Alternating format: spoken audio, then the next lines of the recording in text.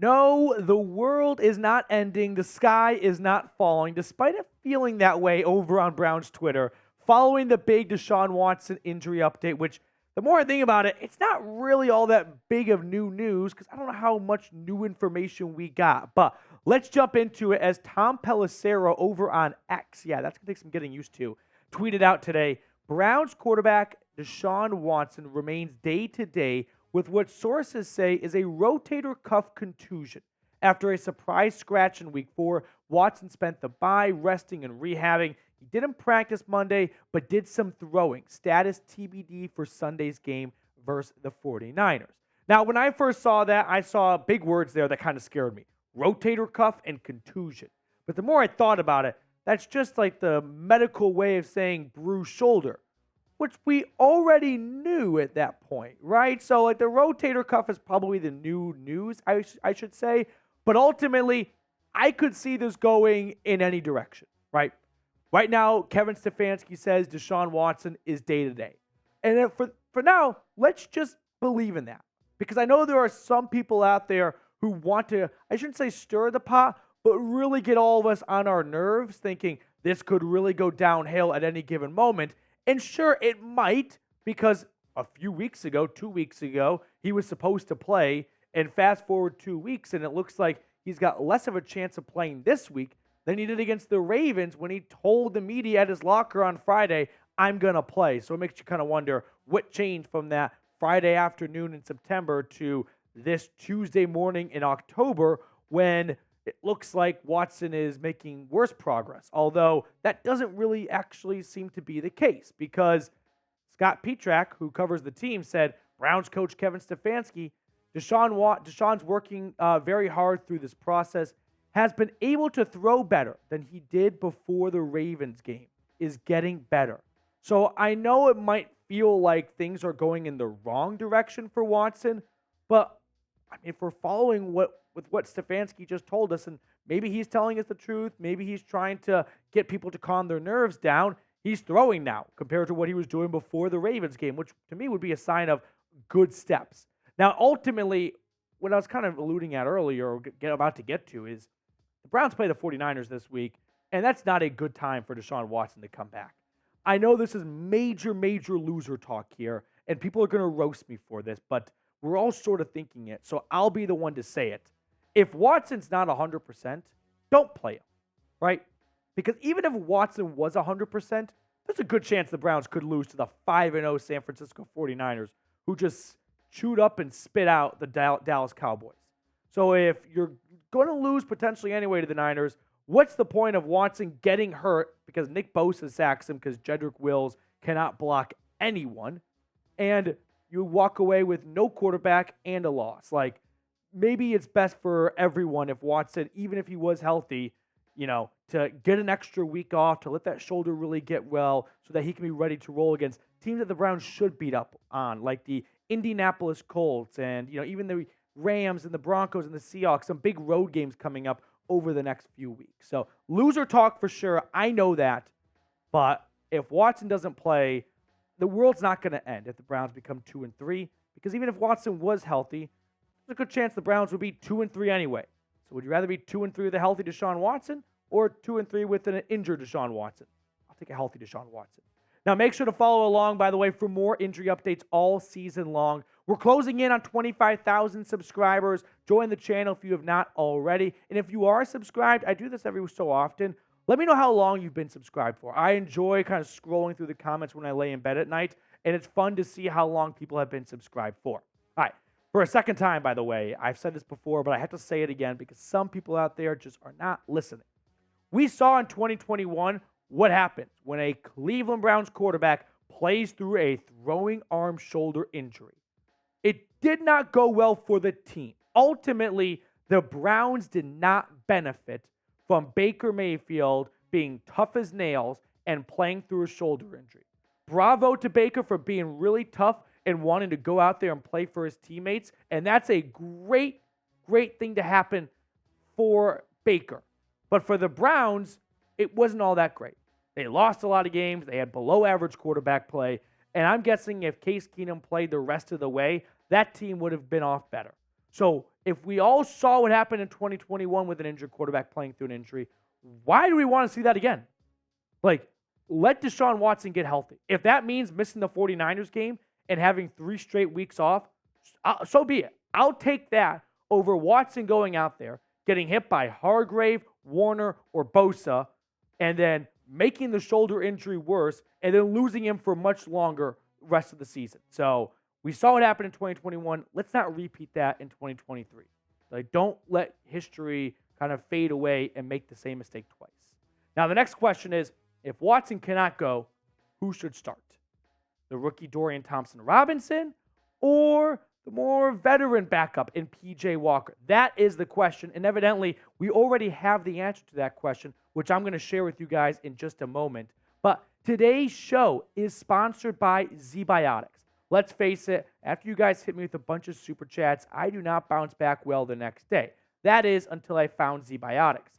ZBiotics Pre-Alcohol Probiotic is the world's first genetically engineered probiotic. It was invented by PhD scientists to tackle rough mornings after drinking. Here's how it works. When you drink, alcohol gets converted into a toxic byproduct in the gut.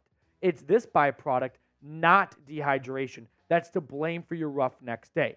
ZBiotics produces an enzyme to break this byproduct down. It's designed to work like your liver, but in your gut where you need it most. Drink ZBiotics before drinking alcohol, drink responsibly, and get a good night's sleep to feel your best tomorrow. Now, I can show you guys what the ZBiotics product looks like, and you can see that it comes in a nice, really easy-to-go package. So if you're going on a bachelor party or going out of town for something, they come in these simple vials right here. It's super easy to stick in your bag, and off you go, and you are set for the entire weekend. This Halloween, pair your candy and cocktails with ZBiotics to avoid a spooky next morning. Go to zbiotics.com/chatsports or scan the QR code on screen right now to get 15% off your first order when you use code CHATSPORTS at checkout. You can also sign up for a subscription as well so you can stay prepared no matter the time or occasion. ZBiotics is backed with a 100% money-back guarantee, so if you're unsatisfied for any reason, they'll refund your money, no questions asked. That's zbiotics.com/chatsports and use the code CHATSPORTS at checkout for 15% off. Thank you, ZBiotics, for sponsoring today's video. So let's get into it here. Brad Stainbrook tweeted out a few hours ago, the Browns will start P.J. Walker if Deshaun Watson can't play on Sunday, per a league source. Now, I think Brad Stainbrook is a very good Browns beat reporter. I know he's no Mary Kay or no Big J who's been around the block for a long time, but I'm going to trust Brad Stainbrook, and I'm going to kind of lean towards him being more accurate than inaccurate to this report if it comes down to this. But it is a big if Deshaun Watson cannot go. Now, DTR in week 4, it was bad. It was bad on both ends. It was a bad game plan for Kevin Stefanski. It didn't look like he was prepared for Dorian Thompson-Robinson to start, but despite that, DTR still made bad decisions, made bad throws. It was bad on both ends. There is blood on everyone's hands after DTR start, from the players to himself to the coaching staff. Now, P.J. Walker has got a lot more NFL experience. He has several starts under his belt, coming with the Carolina Panthers, most notably 731 yards last year in 4 or 5 starts, 3 touchdowns, and 3 interceptions.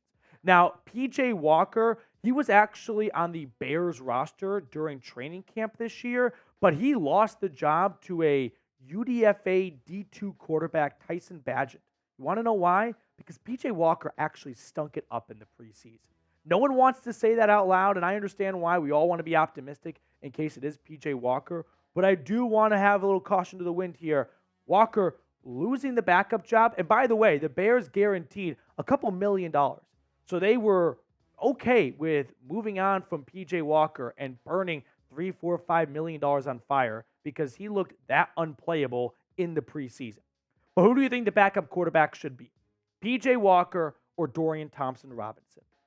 For me, I think if we're talking about just one game, I would roll with P.J. Walker, right? If we want to find out who could be the backup quarterback for Deshaun Watson for the next 4 to 5 seasons, sure.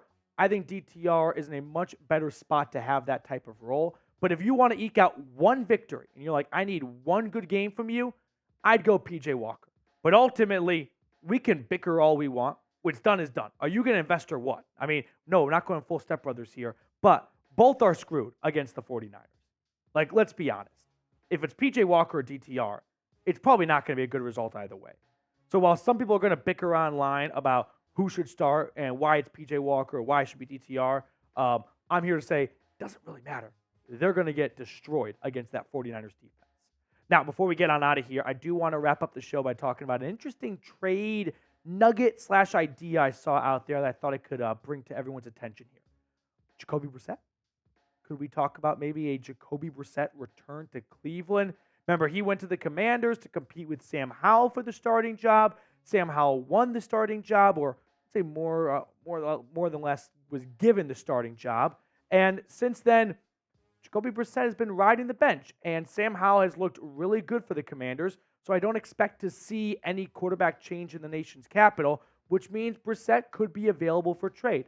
Now, Nick Carnes, who is an awesome Twitter follower, if you're not following him on Twitter, here's what Nick tweeted out. We'll throw it on screen here in just a second.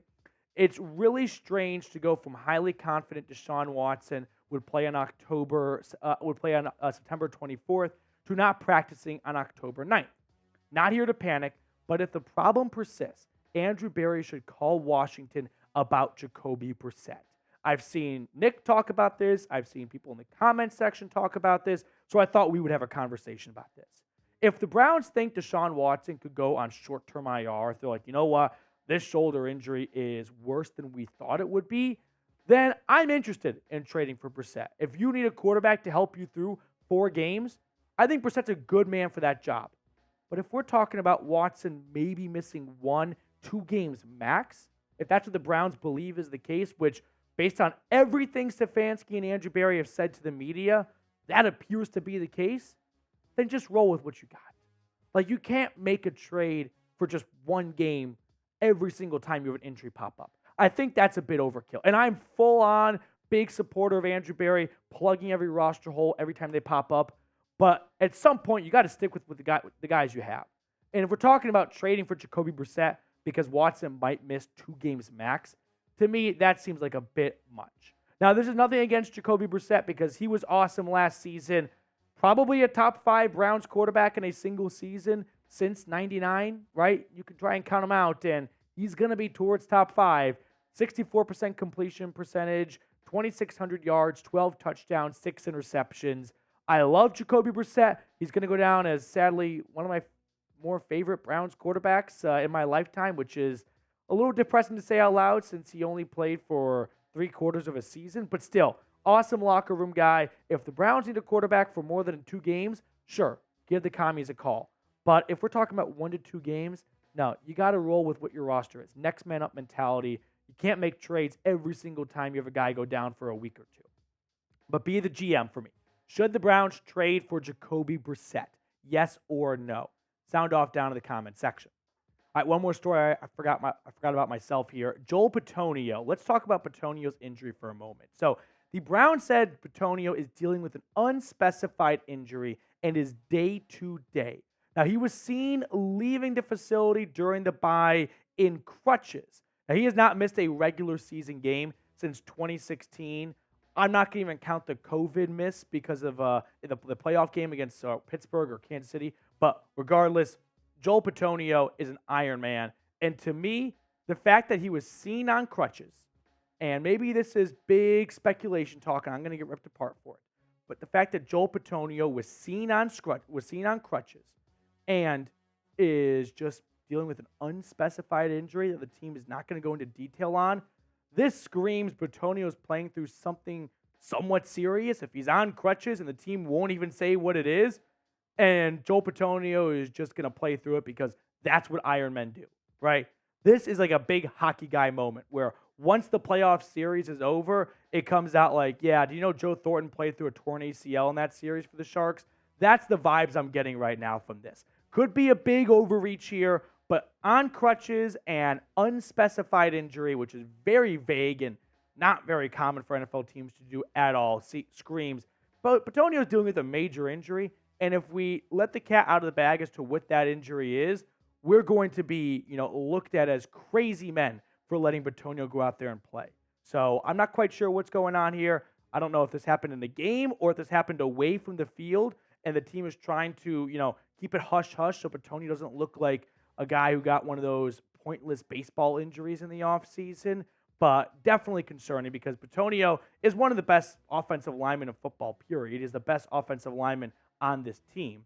He's not having a Joel Bitonio all-pro season, but even in his down year, he's a 23rd ranked guard out of 78 qualifying players, and we're only 4 games into the season. I fully expect him to ramp it up in the second half.